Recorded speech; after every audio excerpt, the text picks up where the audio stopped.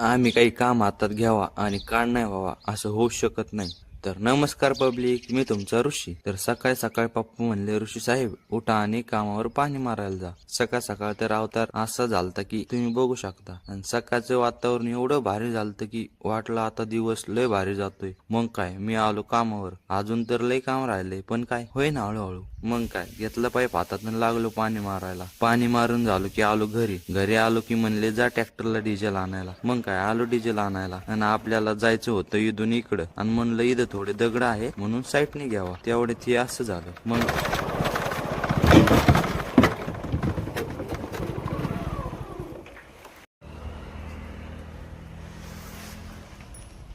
काय, आलो तसंच माघारी आलो आणि फ्रेश होऊन बसलो पेपरच्या तयारीला. मग थोडा वेळ तयारी केली आणि मग संध्याकाळी गेलो सप्त्याला. आपल्याला यातलं काही कळत नाही पण काय आता बसा. मग थोडा वेळ बसलो ऐकत आणि गेलो जेवायला. आणि हा गडी खाऊन घरी पण घेऊन चालला होता. मग काय, भेटू पुढच्या ब्लॉग मध्ये.